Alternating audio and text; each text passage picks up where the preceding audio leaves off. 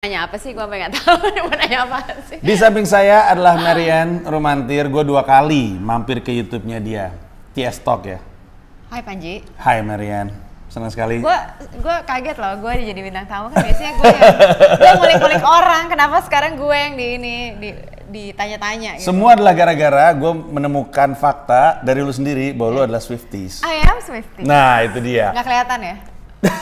Emang harus Swifties gimana, gue gak tahu, I have no recollection. Kan biasanya ada stereotype orang yang suka. Gimana tuh? Ya, gue nggak tahu kalau Swifties kan mungkin apa ya, gue lebih ABG gitu.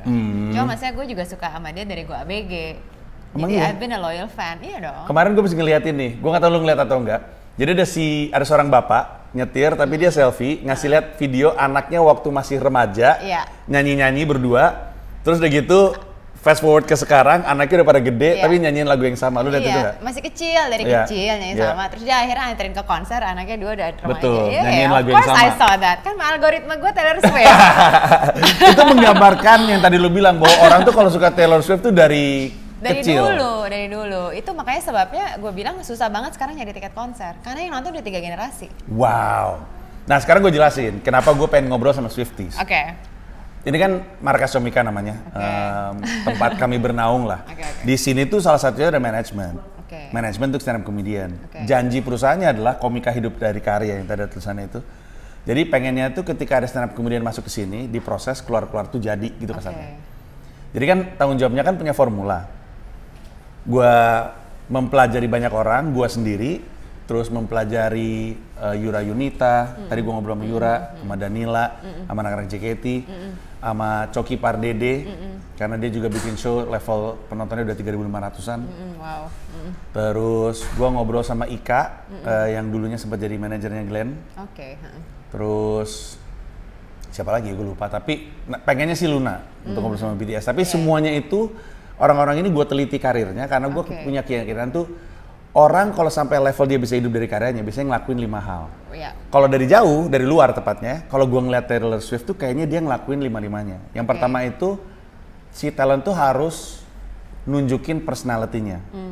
Karena orang tuh sebenarnya resonate lebih ke orangnya lagi. Jadi pertama gue dukung dia karena personality-nya. Cara gue nunjukin dukungan adalah beli karyanya. Jadi yang pertama si stand up comedian itu diminta untuk kasih tahu orang lu tuh kayak gimana orangnya. Karena ya kalau stand up comedian lucu mah semua juga harus lucu kan. Sama kayak penyanyi semua juga harus enak. Tapi kan ada alasan kenapa dia milih Taylor Swift bukan siapa ya, Billie Eilish atau Selena Gomez atau apa gitu kan. Pasti ada hubungannya sama personality-nya. Terus yang kedua tentu dia harus stand up, dalam arti kata harus berkarya. Terus yang ketiga dia harus kolaborasi, artinya jangan diam di situ aja, main film kek. Kalau stand up comedian muncul di podcast orang kek, muncul di YouTube orang kek, nongol acara TV apa kek, just go out there, main lah gitu, biar orang tuh nggak cuman ketemu lu di sosmed lu, orang ngeliat lu di luar baru kebawa ke sosmed lu. Presence-nya di mana-mana. Betul. Terus yang keempat adalah community building. Yang sebenarnya kan sesederhana interact with your fans, udah gitu aja. Bagaimanapun caranya itu beda-beda. Caranya Taylor Swift mungkin beda sama caranya BTS, caranya Danila juga beda. Tapi ada interaksi yang terjadi. Sehingga kebangun tuh yang tadinya fanbase-nya cuma 10, 20, 30 dan seterusnya. Yang terakhir tuh selling. Ini paling gak lazim, tapi gue percaya bisa stand up sama bisa hidup dari stand up itu 2 hal yang berbeda. Bisa nyanyi dan bisa hidup dari nyanyinya 2 hal yang berbeda. Jadi dia mesti jualan hanya untuk ngerti jualan tuh kayak gimana. Kayak fanbase gue tuh nggak bisa dikasih harga segitu. Biasanya tuh gue jualan merch tuh segini, jangan terlalu gede harganya. Atau kalau misalkan mau komunikasi sama fanbase gue gini caranya, karena dia rutin gitu. Nah hal-hal seperti ini tuh gue pelajari di banyak musisi. Mau gue cari tahu apakah Taylor Swift kurang lebihnya ada kayak gitunya. Taylor Swift ya? Iya karena menurut gue Taylor Swift ya. Nggak tahu, lo udah nonton kan secara gue Swifties, gue nonton semua dokumenterinya dia dong, pastinya. Gue belum. Behind the scene-nya dia lah, dari dia kecil, dia bikin album, gue sampai tahu, dia nulis kayak gitu-gitu. Jadi kalau gue lihat dia emang, gue kan orangnya I resonate a lot and I admire cewek-cewek yang independent, ya kan? Karena I think it's very hard to survive in this world. Gue pertama kenapa gue respect dia mulai dari awal, dia nulis lagu sendiri. By the time dia 14 tahun, dia udah nulis 100 lebih lagu loh. Baca tahu dia 14 tahun. 14 tahun, nulis 150 lagu or something. Tapi dia belum rilis kan? Belum rilis apa-apa? 14 tahun, first single-nya dia. Single pertama dia umur 14? Single pertama 14 tahun. Wow. Sebagai country singer. Oh iya. Dia kan original country singer. Jadi dia intinya modalnya diri dia doang. Karena she's so talented, dia bisa nulis bisa, main piano bisa, main gitar bisa, nyanyi bisa. Lo kebayang nggak? Lo cuma datang, udah lo bawa dia aja, bawa alat musik lo jadi gitu. Bisa bikin single, bikin album segala macam. Kan banyak penyanyi yang nggak bisa nulis, harus rely on other. Whitney Houston nggak bisa nulis lagu loh.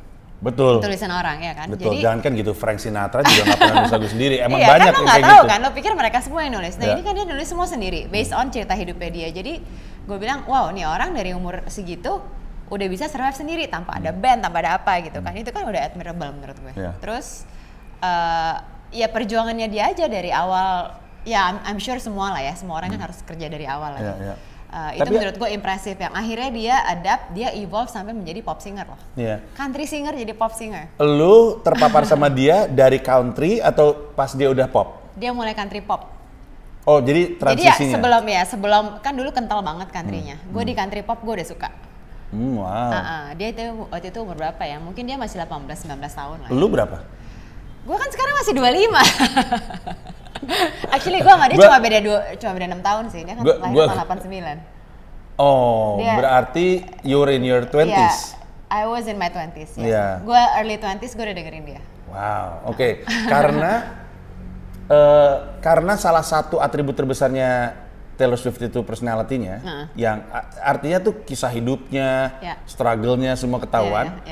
Gue tuh penasaran, kayaknya kita pernah ngobrol tapi kita taruh put this on record aja.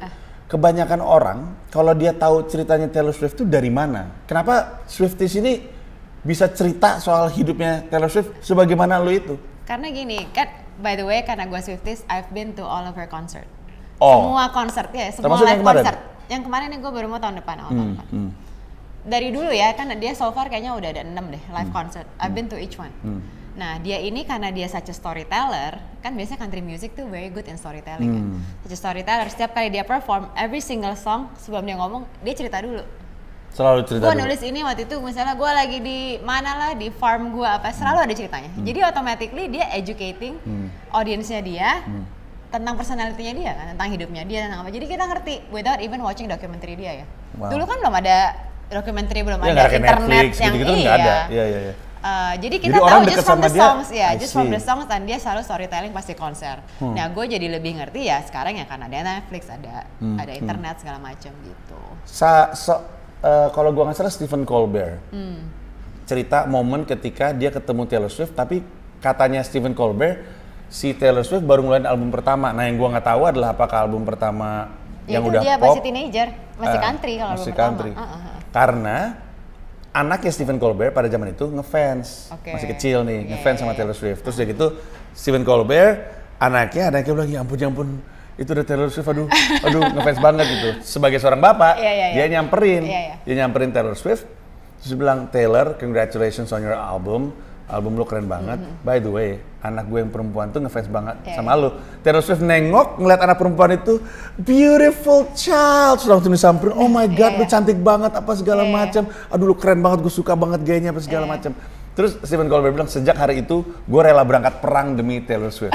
Dan kalau diingat-ingat, kalau memang bener dia kayak gitu dari album pertama, berarti orang ini apresiatif banget dan deket banget sama fansnya dari zaman awal-awal banget. Dia genuinely memang, ya kayak tadi lo bilang community building. Dia benar-benar, jadi dia tuh biasanya tiap tahun, dia actually buka rumahnya dia. Dia datengin fans dia, yang terpilih ya. Yang bener loh. Bisa 50-100 orang ke rumahnya dia. Ke rumah? Dia nggak jamu, iya. Wow, sejak kapan ini? Ini udah dari dulu, dari album dulu. That's her tradition. Wow, that's crazy. Gila, dan ya mungkin kalau di US, di luar mah udah seringnya ada meet and greet sebelum konser ya. Cuma dia juga itu selalu ada regular.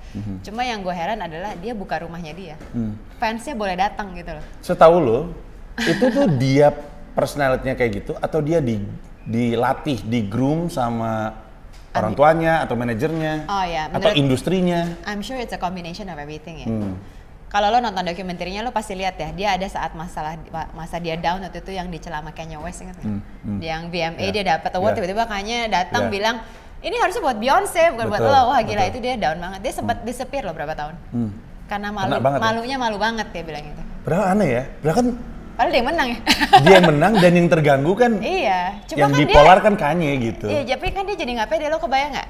Iya sih. Lo digituin sama orang yang lo respect gitu loh. Oh dia sebenarnya kenal dan lah. respect Kanye. Kenal aja, cuma dia respect lah, respect Iyalah. Beyonce, respect Kanye gitu Iyalah. kan. Ya anyway. Terus menurut gue yang bikin dia survive karena dia family foundationnya very strong. Dia kan deket banget sama ibunya lah, ada brothernya, ada bapaknya. Jadi tadi yang lo bilang kenapa dia sangat membuka pintunya buat fans ya karena menurut gue dia family foundationnya gede, very inilah tight gitu. Itu yang bikin dia survive. Kalau gue bilang dari industri, I'm sure it's also a PR stunt. Ya. Masa enggak sih? Iya sih, iya. Tapi yang juga tidak lazim adalah kalau misalkan dimulai dari muda, Justin Bieber juga dimulai dari muda. Tapi kalau lu lihat kan family-nya berantakan. Oh iya benar. Nah, iya kan? Jadi itu penting menurut gua, child actor atau child musician yang gedenya sustainable ya, yang akhirnya nggak berantakan jadi trailer trash. Itu biasanya family foundationnya benar menurut gue ya. Itu yang gue lihat. Dijagain. Iya, Justin Bieber kan pertama ya ibunya kayaknya punya dia masih, which is okay. Asal emang tahu. Cuma kan dia akhirnya kalau nggak salah di manage sama bapaknya ngambil duit dari dia gitu lah. Itu kan drama-drama family yang kayak gitu, kayak Britney Spears gitu. Berantakan juga family-nya. Betul. Waktu dia memutuskan untuk geser dari country terus transisi ke country pop terus ke pop, ada backlash nggak dari country music side gitu? Itu sih gue nggak dengar sama sekali ya. Justru gue bilang country harusnya bangga karena ini ada country singer akhirnya jadi global pop star. Iya dong. Akhirnya orang jadi ngelirik, oh what is country music gitu. Dia sendiri pernah cerita nggak kenapa dia berubah? Gue nggak tahu. Kayaknya sih dari apa yang ini gue kayak kenal. Kemarin sih gue WhatsApp dia. Kayak bener-bener akrab dia sih nggak pernah curhat sama gue sih ya. Tapi rata-rata Swifties ngerasa akrab loh rata-rata loh. Ya terakhir sih dia ceritanya aja. Gue rasa gini sih, makanya tadi gue bilang semua lagunya dia yang nulis. So I think the way she writes things itu based on kehidupan nyatanya dia lah. Dia lagi deket sama siapa, lagi pacar, ya kan dia kan pacarnya kan dulu kan banyak banget sama popstar gitu loh. Tergantung lingkungan gue bilang, sama tergantung kejadian hidup dia. Mungkin akhirnya shift lah ke pop gitu. Kayaknya karena dia selalu jujur di musiknya, ada masanya dia ngerasa this needs another vehicle gitu, a broader vehicle than just that. Ngomong-ngomong, memang fansnya tuh selalu tahu persis ini lagu tentang siapa? Selalu kayak gitu? Kombinasi dari gosip kan terkait gosip, dia? Iya. Biasanya kan gosip semua. Tapi selalu terkonfirmasi?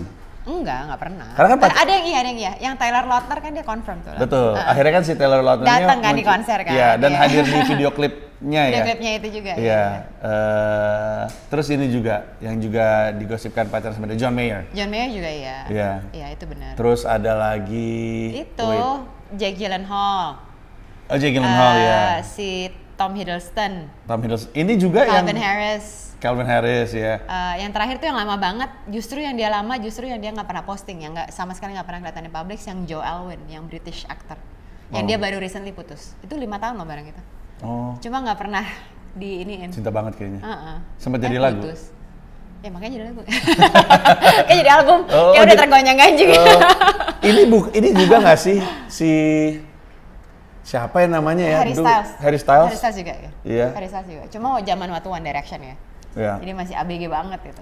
Gila gue sampai tahu. Jadi dia tuh sekarang dia umur berapa berarti? 33. Dia bermusik dari 14. Dari 14 tahun. Udah 20 tahun, gila ya. Total berapa album dia? 10 ya kalau nggak salah. Amazing. 10 album. Gila ya. Nulis sendiri loh semuanya. Ya ada produser lah, ada co-writer, but semuanya itu it's her gitu. Sejauh dari yang lu tahu, longevity sama konsistensinya datang dari apa? Karena banyak ya, ada yang memang bener-bener drive yang tinggi untuk berkarya aja gitu. Ada yang kayak gitu. Kalau gue bilang, nah dia tuh kan kalau lo lagi nonton documentary, there is ada disappear type, ada hiatusnya tuh ada dia. Ada berapa tahun hilang, terus berapa tahun pandemi juga hilang. Pandemi jadi album. Bikin di hutan kan dia albumnya. Oh iya. Hebat bener ya. Dia nggak ngusik hutan jadi album. Bagus. Ada berapa tahun actually dia hilang gitu. Jadi kayaknya dia juga ikutin mood ya. Oh I see. Tapi gitu-gitu 10 ya? 10 album loh. Hebat ya. Iya, aneh banget. Karena gue barusan tuh ketika ngomong 10 album, gue tuh berkaca sama diri gue sendiri. Gue tuh udah 9 special. 9 konser tunggal. Gue mulai dari 2009 11. Tapi kalau gue itu karena gue seneng banget stand up sih. Bukan corporate gig gitu, itu mah nggak enak manggung di acara korporat gitu. Tapi nggak ada penggantinya tuh manggung di depan orang yang beli tiket untuk nonton lu. Sehingga I always wanna duplicate that feeling every year gitu. Sehingga hence jadi kayak gitu. Lama-lama gue pikir apa kebanyakan atau enggak. Fansnya pernah ngerasa ini rada banyak deh ini albumnya Swifties nih. Nggak ada ya? Nggak kayak ada. Gue actually look forward pas albumnya mau keluar loh. Kan biasanya di period dulu tuh single dulu apa. Soalnya kan katanya ada Prince, ada Michael Jackson. Michael Jackson ini kayaknya aktif gitu. Kalau Prince tuh sekalinya keluar tuh wow gitu. Tapi jarang. Kalau Taylor Swift mah hajar aja terus. Apakah kayaknya suka-suka dia deh. Apakah di antara 10 album itu ada yang dianggap lebih ikonik dan lebih dia itu masalahnya setiap album pasti kan Billboard nomor 1 terus kan. Selalu ya? Selalu loh. Nggak pernah nggak loh. Jadi dari satu album let's say dia ada 10 lagu ya. Pasti 5 tuh udah top lah, udah number 1 hits gitu. Tapi ini orang emang canggih sih. Gue sekarang kalau disuruh ngulang sih agak susah. Tapi gue karena sekarang kalau di Instagram FYP-nya namanya apa ya? For You juga ya? Algoritma. Ya, Explore. Iya, pokoknya si Explore-nya si Reels juga banyak Taylor Swift. Terus gue tuh menyadari ini orang kalau nulis lirik tuh istilahnya tuh kayak satu poetik ya? Iya, dia ada satu kalimat kalau gue nggak salah, pria dewasa berwajah bayi atau pria muda berwajah dewa apa gitu. Tapi cara dia nulis lirik tuh bagus banget menurut gue. Bagus banget, very poetic. Kan orang kayak gitu harus brilliant gak sih? Very kayak stand up, orang yang stand up lah. Kan lo juga when you create something, conversation, apa story kan you have to have tolol. Tolol dan sotoy. Enggak, I think all stand up comedians are brilliant. Enggak semuanya, ada yang namanya Yono Bakri, tolol.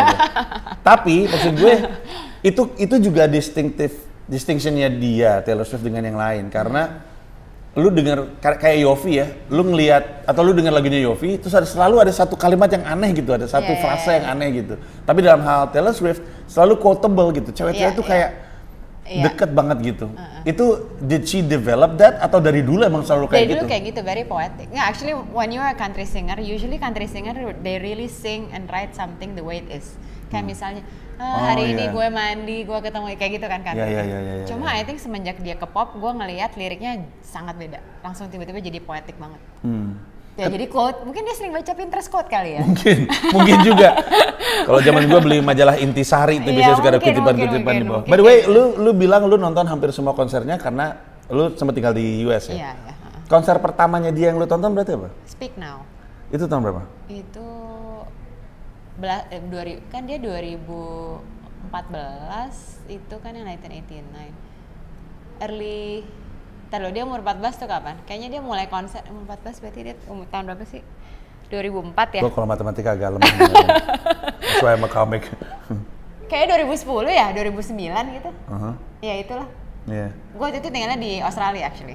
Kan dia selalu mampir ke Australia kan. Jadi gue the first few concerts gue di Australia pas gue di US, gue nonton US. What was that like being there for the first time? Karena the first time gue masih oke. Gue nggak gimana banget. Nggak gimana banget. Actually gue paling suka dia tuh pas dia udah konsernya udah mulai pop tuh Red apa. Wow gitu, udah apa ya? Megah stage juga. performance-nya tuh gila gitu. Iya kan? Lo tau kan kalau ada orang yang konser ya udah biasa aja cuma ngeband baju nggak ganti. Dia tuh kayak wow gini. Sama kayak Katy Perry. Gue juga dulu fans berat sama Katy Perry. Kenapa dulu? Karena sekarang dia udah nggak berkarya lagi. Dia jadi juri ya? Iya, tapi dia mungkin patah hati. Semenjak kawin dia ini loh, semenjak kawin punya anak jadi agak turun kan. Kawin sama yang mana? Orlando Bloom. Oh, sama Orlando Bloom ya. Iya. Karena dia fans banget Katy Perry. Dulu kan dia hampir nikah kalau nggak salah sama komedian si Russell. Udah nikah. Udah nikah terus cerai, betul. Nah sama Russell Brand itu dia lagi naik-naiknya tuh. Siapa tuh? Katy Perry. Iya. Gue nonton konsernya kebayang nggak? Gue nonton the same concert urut tiap hari gue tonton. Wow. That's how big of a fan I was. That's crazy. Ada perubahan nggak? Nanti gue mau ngarah karena untuk yang nggak tahu ya, konser Taylor Swift yang sekarang itu pemberitanya gila banget sih. Gila banget. Nah, itu tuh dia tuh naik nggak sih experience nontonnya tuh makin lama makin keren nah, gitu. Nah, gue bilang yang beda, makanya gue bilang ya dari kemarin lah ya kita setiap tahu ada apa sih musician siapa mau konser kan semua war ticket kan. Apa sih nih war ticket dari kemarin? Zaman dulu gue nonton konser biasa aja gue pasti dapat kok. Terus harganya nggak lebay gitu kan. So I was actually talking about this sama teman-teman gue juga. Teman-teman gue yang di Australia, di mana kan gue minta tolong untuk beli. Gue dapat yang mana nih gitu.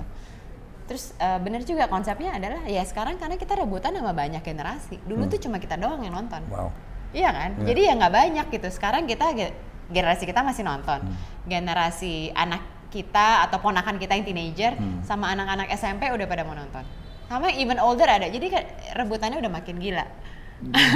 Itu tuh jarang terjadi mengingat biasanya musisi ketika makin tua antara pesannya ikut tua bersama dengan dia yang berarti biasanya nggak relatable sama yang muda atau demi pasar yang muda dia jadi nggak relate sama audiens aslinya justru. Tapi ini relevan ke semua kan, hebat kan? Kenapa ya? Apa karena memang topiknya cinta? I don't wanna say saja, tapi kan cinta memang universal ya. Kalau menurut gue lebih universal topiknya. Dia nggak stick ke misalnya Gen Z doang atau ke ABG doang. Gue bilang semua story-nya dia tuh kan about relationship, karena about family, about friendship, nggak harus tentang cinta ya.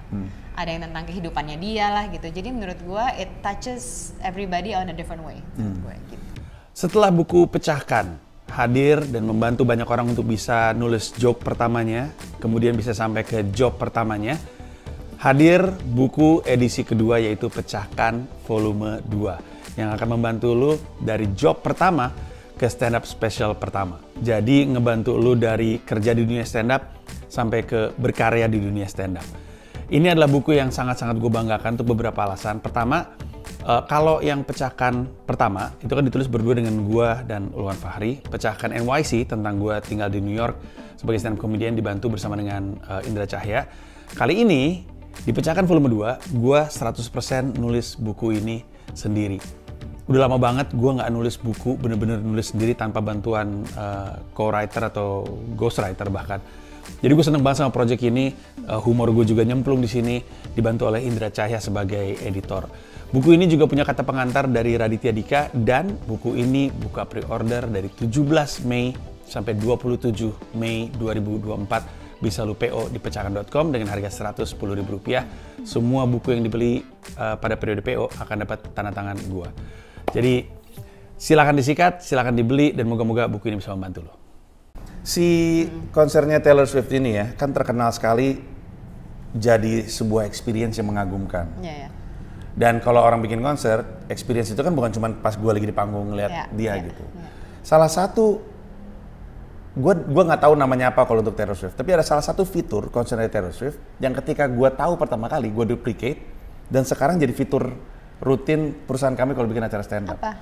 Namanya Comica Lounge. Jadi katanya Taylor Swift tuh punya lounge di mana fansnya tuh bisa masuk ke situ, mungkin terpilih ya.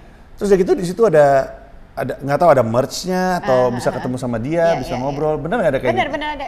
Kalau lo lihat list price tiketnya kan ada tuh yang VIP 1, VIP 2, VIP 3 tuh paketnya beda-beda tuh. VIP 1 yang dapat lounge access, merch-nya beda, dapat apa semua. Bisa aja ini itu monetization tuh. Selling. Selling itu dia. Gue sejak itu, gue pertama kali pakai waktu gue konser di Plenary Hall, gue bikin tuh lounge itu di mana hanya yang punya akses ke lounge itu yang bisa ketemu sama gue usai acara nih, abis acara lap-lap keringat sebelum foto-foto sama yang ribuan yang ngantri. Gue makan dan minum bersama dengan mereka. Itu gara-gara Taylor Swift. Dan itu jadi fitur yang kepake banget. Hampir semua show kami ada. Kayak program membership ya. Iya. Kayak loyalty program gitu. Program. Aduh, gue banget loyalty program. Kerjaan gue. Itu tuh gue rasa itu satu dari beberapa yang menarik dari experience nonton Taylor Swift ya. Kalau lu datang, apa yang sangat Taylor Swift kalau nonton konser? Sangat rapi misalnya, sangat lengkap fiturnya. Rapi selalu. Itu orangnya sopan ya. Si penonton ke panitia? Orang penonton. Terus mungkin karena banyak anak-anak kali ya, jadi gue ngerasa aman gitu loh. Karena anak-anak datang sama orang tuanya jadi nggak kayak, ya beda lo kayak nonton bola di sini kan mungkin ada resikonya. Lo nonton konser metal orang kan lebih wild gitu, so I always feel safe. Apalagi yang beda ya? Mungkin agak sedikit lebih girly ya. Tapi which is okay, you can still go. Iya, nggak apa-apa. Gua rasa itu girly itu istilah yang tepat nggak ya untuk karena I don't wanna I'm not saying this in a bad way, tapi emang perempuan banget gitu. Perempuan banget, dan perempuan kan tend to support each other. Yeah. Jadi that's why I think it has become so powerful. Yeah. Gitu. Si speaking of supporting each other, si Taylor Swift waktu momen dia dengan Kanye West, itu kan kita pernah ngobrol di kesempatan lain tuh meningkatkan nama dia justru. Meningkatkan namanya Taylor. Jadi reputasinya dia tuh jadi makin oke. Dia makin gede. Taylor Swift lebih ada empati kan, orang jadi bersimpatinya ke dia gitu kan, lebih kasihan. Iya. Ya anyway iya, cuma ada juga yang ngebela Kanye juga ada. Kan abis itu nggak lama Kanye bikin lagu ngomongin Taylor. Iya betul. Itu gila. Taylornya pernah ngomongin dia dengan lagu kalau nggak salah, nggak pernah? Oh. Cuman snippets gitu. Tapi itu Bad Blood apa ya? Ada sedikit. Out of the woods. Jadi intinya are we out of the woods yet? Kan dia ngerasa kayak gue tuh kayak terkekang dari opini publik. Makanya akhirnya dia ngarang lagu Are We Out of the Woods Yet? Apa kita udah bebas apa belum gitu. Itu sebenarnya kondisi dia yang akhirnya dia harus disappear. Gitu. Selalu menarik ya bagaimana urutannya itu adalah fans ngelihat apa yang terjadi pada dia. Fans nunggu dia mau ngerespon apa. Responnya selalu keluar dalam bentuk lagu. Iya. Mau itu Kanye, mau itu cinta. Iya. Jadi makin lama tuh emang deket aja gitu. Tapi emang semua albumnya dia kalau lo lihat nggak semuanya tentang cinta loh. Iya, nggak semuanya tentang cinta. Ada yang tentang situasi orang lain, ada yang apa. Kalau menurut dia nih, album dia yang terakhir katanya It's All About Her. Sebelumnya dia banyak menceritakan tentang orang lain. Wow. Masa sih? Karena kan banyak lagu cintanya dia banget. Ini justru maksudnya menceritakan orang lain karena it's caused by someone else gitu, kehidupannya dia gitu. Oh, kali ini ceritanya lebih ke dia banget katanya. Gitu. Dia sering cerita kayak gitu ya. Gue mau ngeluarin album yang selanjutnya ini adalah tentang Ina Inu dia kayak gitu. Kan gue nonton behind the scene ya. Itu tuh kayak gitu, itu tuh keluarnya di documentaries ya. Dia kan kalau nggak salah lu bilang. Itu nggak documentaries, gue nonton di YouTube. Kan gue follow channelnya dia. Oh, soalnya waktu itu lu pernah bilang kalau nggak salah sosmednya tuh nggak terlalu aktif ke Instagramnya. Oh iya jarang ngepost. Dia jarang ngepost banget. Dan itu tapi private, maksudnya Instagramnya dia bukan Instagram yang dikelola manajemen gitu. I don't know ya. Cuma setahu gue sih dia cuma ngepost kalau dia memang lagi mau promo kerjaan aja. I see. Termasuk YouTube-nya dia. YouTube-nya dia aktif. YouTube-nya dia all about music. Oke. Music, proses nulisnya lah, syuting ini, syuting itu, ini siapa yang direct gitu. It's all behind the scene process sih. I see.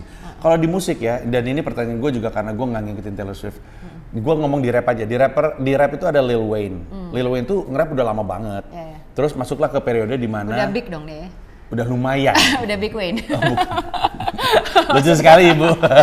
Harusnya udah bukan Lil Wayne ya. Iya harusnya Big Wayne. Nah si Lil Wayne ini dia mau ngeluarin album judulnya The Carter 3. Ini tahun 2008 kalau gue nggak salah. Terus itu tuh periode-periode katanya tuh penjualan fisik itu lagi mati lah. Dan ini bukan karena streaming, lebih karena pembajakan yang marah. Tapi prior to that, dia tuh sering banget muncul jadi featuringnya orang. Dari Mariah Carey sampai apa, banyak banget, sampai udah kayak jadi bercandaan. Pasti featuringnya sini Lil Wayne nih, ini si Lil Wayne nih gitu. Sampai ibaratnya misalnya, tungguin aja ntar misalnya Tanto Yahya ngerilis single juga featuringnya Lil Wayne. Terus saking ada di mana-mananya.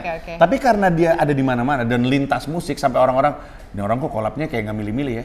Ketika dia ngeluarin album, karena awareness orang terhadap dia tinggi dan karakternya kuat banget, yang tadinya ngefans sama si penyanyi ini jadi penasaran sama Lil Wayne. Sehingga ketika albumnya rilis, penjualan albumnya oke. Si Taylor Swift tuh ada kayak gitu nggak sih? Apakah dia sering collab sama penyanyi lain? Apakah dia collab lintas genre gitu misalnya? Ada banyak. Ada satu album, gue sampai hafal.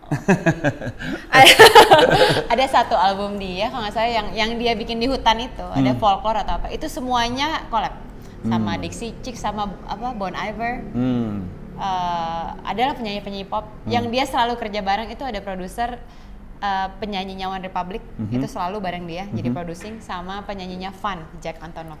Itu selalu adalah kalau lihat behind the scene ada dua orang gitu. Tapi mereka kan ke albumnya Taylor Swift. Swift. Cuma kalau dia kalau keluar, dia keluar. Dia waktu lagu sama orang lain ya? Waktu sama John Mayer pernah bikin lagu nggak bareng? Enggak. Yang pernah malah John Mayer sama Katy Perry pernah. Iya, gue malah dengar lagu itu. Enggak, sama itu enggak loh. Enggak ya? Enggak. Tapi dia pernah nggak? Atau kalau misalkan di luar musik deh, dia main film pernah nggak sih? Kalau nggak salah? Main film nggak? Oh pernah. Iya kan? Yang cheerleader. Cheerleader betul. Apa ya? Sekali aja. Valentine's Day. Iya, sekali aja. Iya, itu doang. Itu doang cameo gitu. Tapi dia ada nggak kayak gitu-gitu kolaborasi keluar dari circle-nya dia? Kalau nggak juga nggak apa-apa. Enggak sih, setahu nggak ada. Ya benar kata lo, dia kalau kolaborasi itu actually for her album. It's not for someone else's album. Dan orang dengan senang hati ya. Nah. Iya. Karena akan diangkat orangnya. Iya, karena akan diangkat sama dia. Iya. Oke. Balik ke poin soal selling ya. Iya. Si Taylor Swift ini kan tampaknya cukup savvy dari sisi bisnis.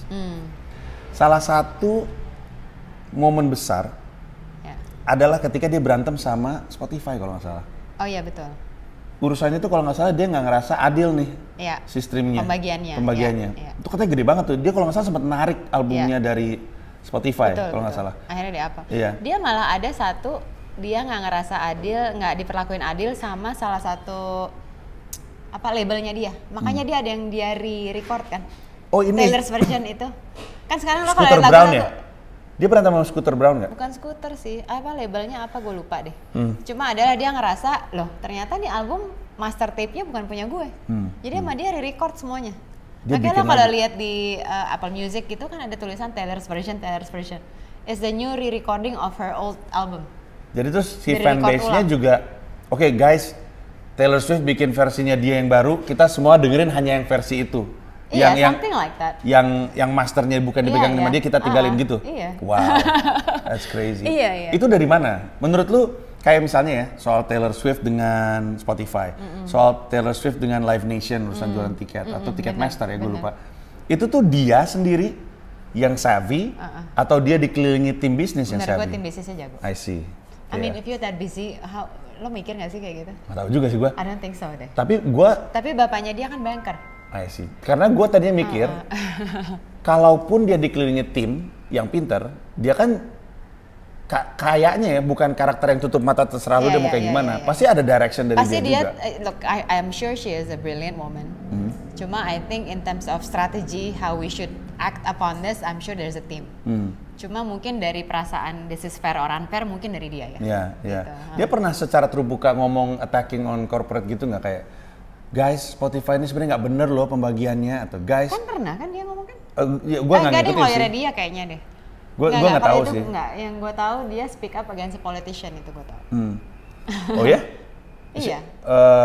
Against Trump kan dia. Oh waktu itu dia sempat ngomong terbuka. Iya. Wow, that's powerful. Powerful banget kan? Malah itu dibilang sama timnya, kita nggak rekomen lo ngomong sih, karena kalau nggak nanti takutnya divided fansnya. Terjadi nggak divided nggak? Dia bilang no, I have to speak up, dia bilang gitu. Wow. Menurut gue ya yang kayak gitu-gitu memperkuat personality loh. Iya. Iya, untuk setiap, jadi kayak. Tapi such a risk though. Iya betul. Kebayang nggak, Amerika kan banyak banget yang wing sana wing sini kan banget, it's very divided country loh. Tapi itulah juga kenapa perempuan-perempuan tuh mengagumi dia, karena dia kayak berani. Kayak yang soal Masters itu kan dia berani berantemin. Ya resiko juga kan perang sama label ya nggak sih? Iya betul. Kan di blacklist dong. Iya, ada banyak momen di mana sebenarnya tuh resikonya gede untuk dia, berantem sama label yang dulu, berantem sama streaming, berantem sama Ticketmaster, berantem sama Kanye, berantem sama Trump. Iya. Kan? Tapi rasanya itu yang membuat dia warnanya atau personality-nya makin kuat, sehingga orang bisa bilang, oh ya gue dia banget. Kayak kalau di basket ada Jordan sama ada LeBron kan. Kalau LeBron kan very outspoken, politically gitu, sehingga orang bilang influence LeBron tuh keluar dari depan basket. Sementara Jordan sering di-quote lebih netral. Iya, Jordan bilang baik Republican ataupun Demokrat sama-sama beli Air Jordan gitu. Jadi orang ngerasa oh Jordan ini gede di lapangan basket doang. Iya. Karena mungkin resiko bisnisnya gitu. Resiko bisnisnya. Cuma jadi breakthrough ya. Dia jadi mungkin ngerasa oke, other artists can also do the same, mungkin gitu ya. Jadi pioneer gitu nggak sih? Iya. Tapi beneran jadi backlash nggak waktu dia ngomong dia against Trump? Beneran kehilangan audiens nggak? Kayaknya enggak deh. Lihat Eras Tour sold out. Iya. Eras Tour kan sekarang ini kan. Eras Tour yang sekarang. Jadi cerita sedikit pasti ngikutin. Di Amerika cuma di satu tempat kan ya. Kayak apa sih di daerah. Pokoknya kayak lapangan gede banget. Kayak semua orang pada ekonomi tuh terangkat gitu. Kalau misalnya ada. Bener kan? Dia berhari-hari kan? Berhari-hari. Oh dia di semua state ya? Semua state ada, semua state. Ini semua Amerika. Terakhir nih di LA minggu depan. I'm actually going to. Tau nggak? Gue kan mau ke LA minggu depan ya. Shit. Pas gue arrive, ada Taylor lagi manggung. Ya gue pengen cari dong, nonton sendiri deh. Harga paling ujung yang duduknya paling atas, udah $2,000.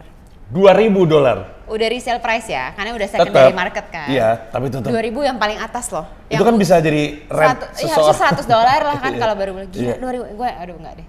Mendingan gue ikutan war ticket, gue coba cari seat yang di Asia. Jadi Amerika terakhir minggu depan, habis itu dia ke luar Amerika. Ada cerita-cerita seru apa dari konsernya dia di situ? Experience orang? Oh, ada yang ini satu yang bikin again we admire her. dia di mana ya konser, di Nashville apa di mana? Konser Hujan outdoor. ya? Iya, dia tetap nyanyi loh. Gue bingung, kok nggak kesetrum nyetrum ya? Gue juga mikir hal yang sama, kok nggak kesetrum? Apa pakai akustik gitar ya? Cuma dia megang mic kok. Iya, makanya bingung nggak? Dia Makanya. masih nyanyi, orang masih nonton. Lo gila nggak sih? Ya, gue aja bingung. People still watch it. Dia ada bahasa kuyup kok.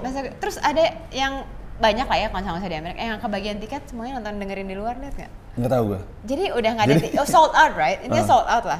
Jadi semua orang, ini ribuan orang literally camping piknik di depan stadion. Kan kedengeran kan? Udah, they all sing along apa nyanyi. Jadi they're actually listening to just the concert, padahal nggak bisa nonton. Dan nggak apa-apa juga. Nggak ada screen, nggak ada apa-apa juga. Dari Taylor Swift-nya juga nggak apa-apa juga Nggak gitu. apa-apa. Nggak kayak orang yang kedapatan tiket aja. Itu segitu gila, segitu animo ininya malah gila sih.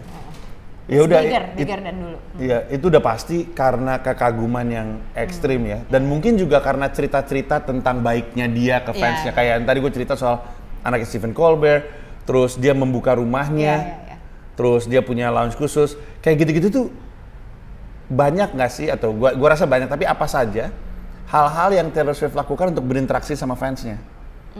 Gimana aja tuh cara dia interaksi sama fans? Misalnya di konsernya, itu udah pasti di atas panggung. Terus apakah setiap abis konser dia selalu menyediakan waktu untuk foto? Dia tuh biasanya gini, lagi konser rame, gue salaman sama dia lewatin. Oh, ya? Karena kebetulan gue yang lagi gue duduknya gue berdiri di ini festival kan waktu itu.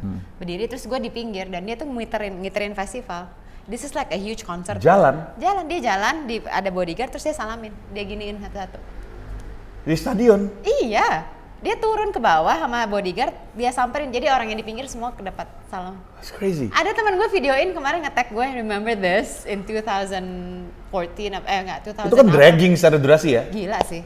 Iya dragging, cuma dia nggak don't mind. Selalu ada momen dimana dia turun nyalamin penonton. Di stadion gila sih. Nggak semua ya, cuma yang dia Tetap lewatin aja. ya. Iya, tetap aja. Untuk dia mau turun. Dia pengen get closer aja gitu to the audience. Itu dia, itu selalu ritualnya dia. Selalu ya. Dan untungnya gue dapet terus teman gue videoin lagi.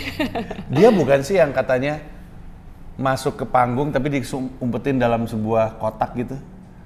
Jadi orang bilang ini kayaknya Taylor Swift deh, ini di dalam. Jadi ada kayak kotak. Karena orang nggak tahu, orang nggak pernah ngelihat. Orang nggak pernah ngelihat Taylor Swift ke panggung. Tiba-tiba udah keluar aja. Terus orang pada mikir kayaknya dia dimasukin ke kotak ini, dia terus di storyin gitu. Bisa aja. Bukannya ini ya dari bawah ke atas, dari atas ke bawah. Ya, tapi kan tetap aja dia harus masuk areanya gitu. Katanya sih gue juga nggak tahu. Tapi oke, selain itu stories about how she made her fan feel special gitu. Yang itu gue bilang itu oke banget, yang buka rumah ya. Yang buka rumah ya? Nah tadi badikan duit ya. Biasanya sih, enggak. Gak usah Taylor Swift. Gue kalau udah nyampe rumah, gue gak mau ketemu orang. Iya, yang lo kenal aja males ya kan? Iya, gimana lo gak kenal? Iya. Ada orang mau ke rumah, mau milih ini, ntar aja ada urusannya, ntar di markas aja di sini. Iya bener. Iya ya, jadi itu menurut gue ya something for her level, it's still very humbling ya. Very humble aja. Terus gue kebayang di konsernya itu pasti setiap area tuh banyak booth, jual merchandise dan segala macamnya. Lu sampai di level beli merchandise? Gue sampai level beli merchandise. Oh ya? Kaos? Ya harus dong. Iya sih. Kan it's a memory that I went to the concert gitu. Atau apalah gitu. Basicnya apa dia kalau jual merch? Ya kaos, segala topi. Actually setiap tema konser ada sesuatu yang unik lah. Apalah, lampu lah, apa jadi, gitu loh, kayak gitu. Misalnya dia ngeluarin album A, misalkan albumnya adalah hujan, nanti merch-nya tuh ada payung, tematik gitu. Iya, tematik. Ada yang unique merchandise-nya biasanya. Dia ada channel khusus kayak ada taylorswift.com untuk beli merchandise kayak gitu-gitu. Atau orang hanya beli. Gue sih enggak ya. Cuma I think if you go to the concert merchandise website yang isinya banyak artis tuh ada orang jual-jualin. Dia selalu udah pasti selalu rilis merchandising tiap tahun. Selalu ya. Dan yang gue sebelum kalau keluar konser ada yang juga jual merchandise abal-abal. Itu mah. Padahal sama, desainnya sama, kayaknya sama deh ini pabrik. Itu mah tak terhindarkan. Harga 1/5-nya. Iya, nggak terhindarkan itu. Gue beli di luar aja kali ya, kan orang gak ada yang tahu ya gue beli. Kalaupun bajakan, gue kan beli bajakan di Amerika tetap gitu. Iya. Tapi dia berarti setiap kali orang beli merch itu pasti di tempat. Artinya nggak ada tuh kayak taylorswift.com terus kita buka aja terus gue pengen beli ini. Gue sih so far kalau gue beli gue di tempat. Nah yang ini berikutnya actually yang dijual termasuk di paket VIP. Apa tuh? Lo dapat poster, lo dapat merchandise, special merchandise lah. Itu experience package. Iya, jualan. Jualan, sellingnya gue agak niat lah, gue bayar ekstra dikit lah, biar gue dapet itu. Ekstrim, paketan spesialnya Taylor Swift itu berapaan? Kayaknya sekarang yang paling mahal. Sekarang paling mahal itu, paling mahalnya berapa belas juta ya? VIP nomor satunya ya, kalau nggak salah 10-12 juta. Itu harga aslinya atau? Harga asli. Harga aslinya, belasan juta. Itu VIP nomor satunya. Itu yang dapat akses ke lounge-nya itu? Iya. Terus merchandise special, bundling gitu-gitu? That's very interesting.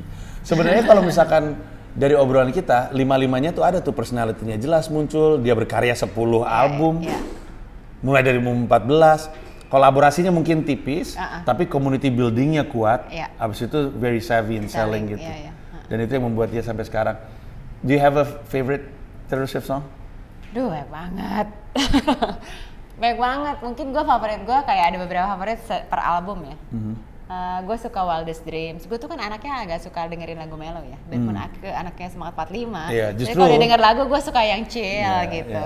Apa sih zodiaknya? Taurus. Oh apa ya? Saya Gemini. Oh ya. Zodiak terbaik di planet bumi.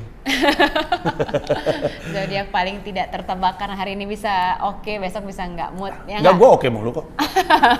Mood gue selalu baik.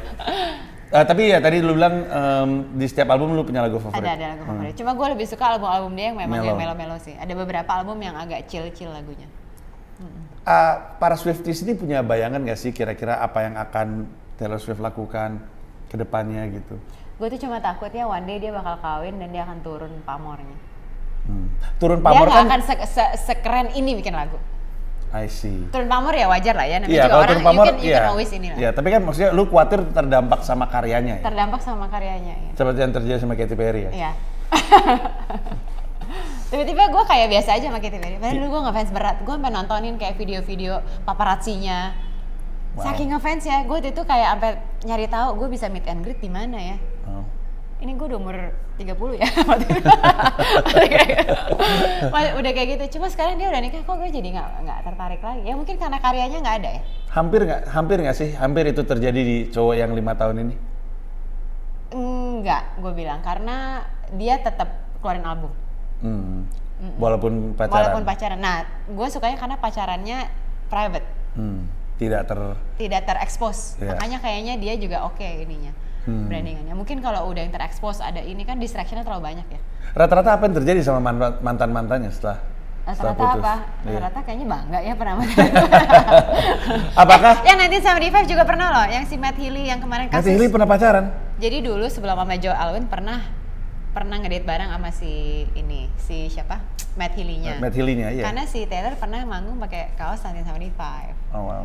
Terus digosipin, benar ternyata deket, terus nggak jadi. Pacaran lah sama Calvin Harris lah, sama Tom Hiddleston apa segala macam. Kemarin baru putus sama Joe Alwyn, kan sempat ngedate lagi sama Matt Healy. Lagi? Oh, jatah mantan? Oh, dihujat tapi hujat gila. Karena orang banyak nggak setuju dia sama Matt. Emang Mattnya aneh sih?